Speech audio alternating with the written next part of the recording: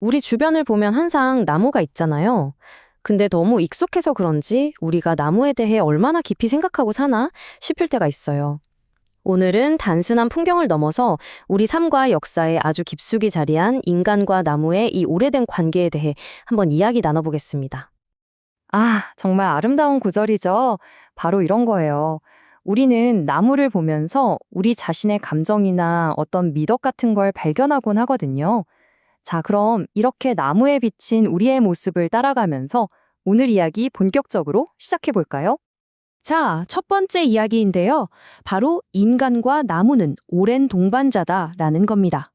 지금 우리가 나무를 어떻게 생각하는지 알려면 시간을 아주 멀리, 저 먼 옛날로 거슬러 올라가 봐야 해요.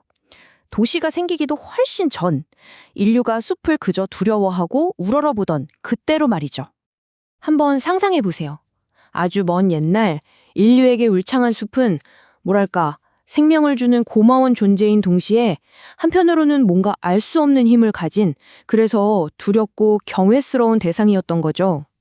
보시면 이 관계가 정말 극적으로 변해왔어요. 처음에는 그저 두려워하고 의지하는 대상이었는데 문명이 발달하면서부터는 도구를 만들고 집을 짓고 불을 피우는데 꼭 필요한 자원이 된 거죠. 그러다 농사를 짓기 시작하면서는 경작지를 만들려고 숲을 마구 베어내기도 했고요. 그리고 지금 현대에 와서는 이러면 안 되겠구나 하면서 그 환경적, 문화적 가치를 다시 깨닫고 보존하려는 노력을 하고 있는 겁니다. 자, 그럼 이제 두 번째 이야기로 넘어가 볼게요. 숲이 가진 놀라운 과학적 기능에 대한 건데요.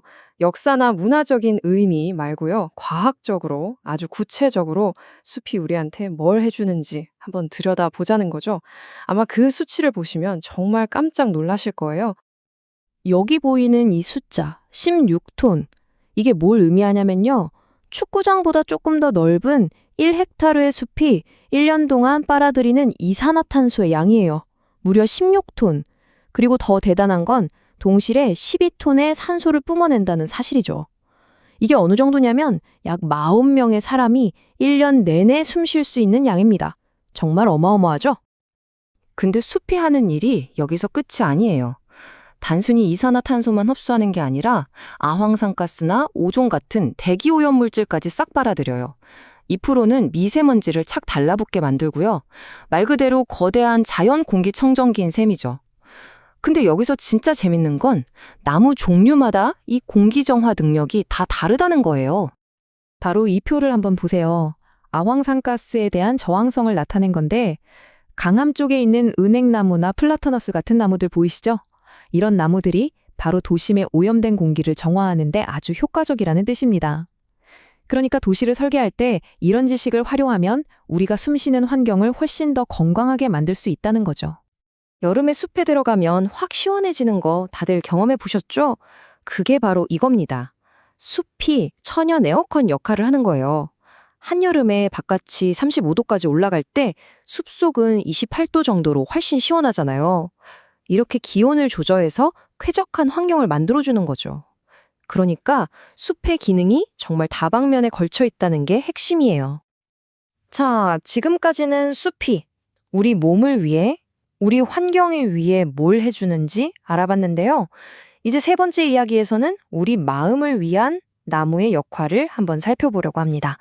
바로 문화와 예술 속에서 나무가 어떻게 우리 삶을 비추고 있는지 말이죠. 문학작품을 보면 나무가 정말 자주 등장하잖아요.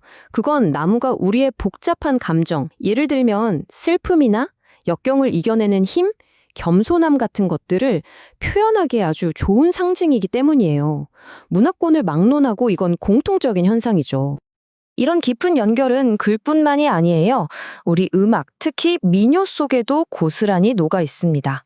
소나무, 대나무, 버드나무, 여기 나온 나무들 이름 정말 익숙하죠? 이 나무 하나하나가 다 저마다의 의미와 이야기를 품고 우리의 정서를 노래해 왔던 겁니다. 자, 드디어 마지막 이야기입니다. 나무에게서 배우는 삶의 지혜. 이번에는 나무를 그냥 상징이 아니라 우리에게 가르침을 주는 말없는 스승으로 바라보려고 해요.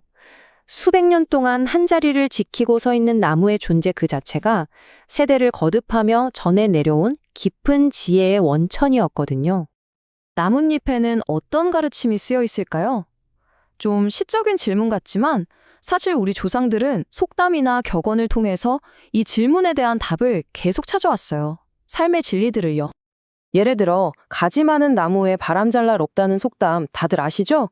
이게 바로 나무의 모습을 빌려서 자식이 많으면 부모의 걱정도 그만큼 많아진다는 그런 복잡한 가족 관계와 인간의 마음을 아주 쉽게 설명해 주는 거잖아요.